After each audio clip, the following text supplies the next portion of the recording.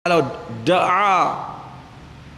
da'a lahu atau yad'u lahu, doa untuk dia bagi baik, belah baik. Kalau yad'u ala, tambah ala, doa bagi lingkup, bagi tempat timpa bala. Nabi SAW dia doa pada rakaat yang akhir selepas daripada rukuk. Sebab apa kita penting sebut selepas daripada rukuk? Kerana kunut ni boleh sebelum daripada rukuk.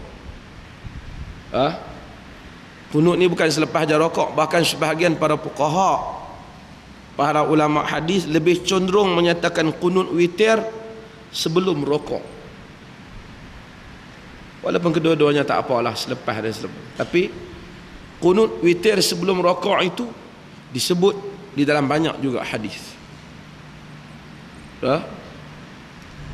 Yang selepas rukuk yang confirm nawazil ataupun nazilah, kunut nazilah.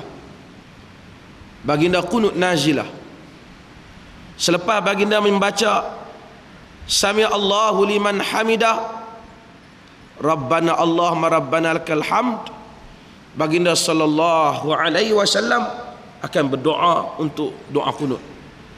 Bukan doa kunut yang kita faham Allahumma hdini tu. Doa supaya ambil tindakan kepada orang yang menzalimi Islam. Maksudnya selepas daripada kita rokok, kemudian kita mula doa, kita start terus doa Allahumma ansuril Islam wal muslimin. Umpamanya Allahumma ansuril mujahidin fi Palestin, ya Allah tolonglah Islam dan kaum muslimin.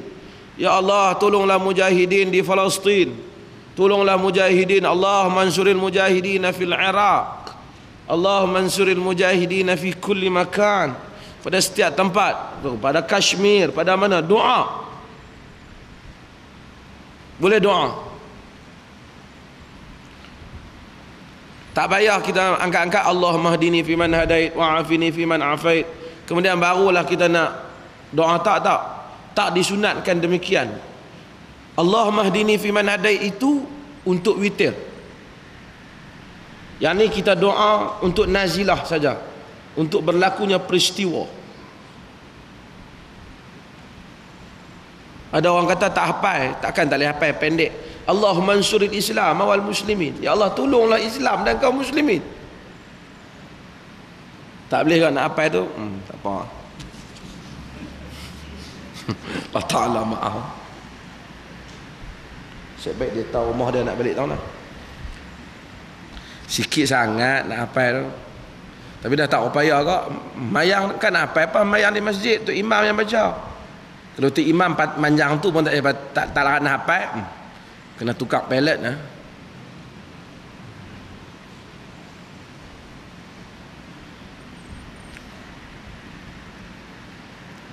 Wa kana yajharu bi du'aihi, dalam riwayat hadis yang lain baginda jahar, baginda jelas dalam doa dah. Bukan kata semayang zuhur, kerana semayang zuhur ni adalah sembahyang yang bacaannya sir, tu imam pun angkat baca pelan, tak dengar, tak. Dalam doa kunut nazilah tu jelas. Jelas.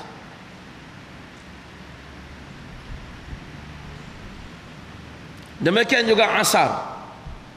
Jelas.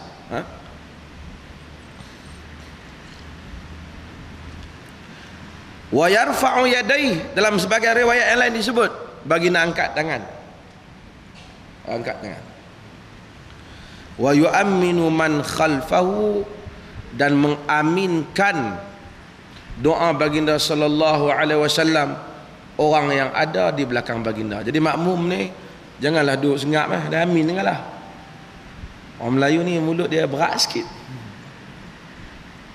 Amin, amin. Amin, kalau kita dah amin tempat lain kuat kan, amin kan. Tapi kita tak masuk amin solat dah. Tapi yang ni kita amin, amin. Kita aminkan doa imam ketika imam membaca kunut nazilah. Sebab tu orang Melayu sehingga dia pergi ke Masjidil Haram witir tu, imam duk doa, dia tak apa amin. Habis cerita macam mana? Dia bagus tu imam doa, dia kata Arab tepi aku tadi teriak sungguh lah. Dia bukan cerita apa yang doa tu. Dia tak, orang kali dia tak faham kot, Tuhan ampun dia. Okey, tapi yang pentingnya kita yang duduk belakang ni aminkan imam. Aminkan imam. Bagi jelas aminnya.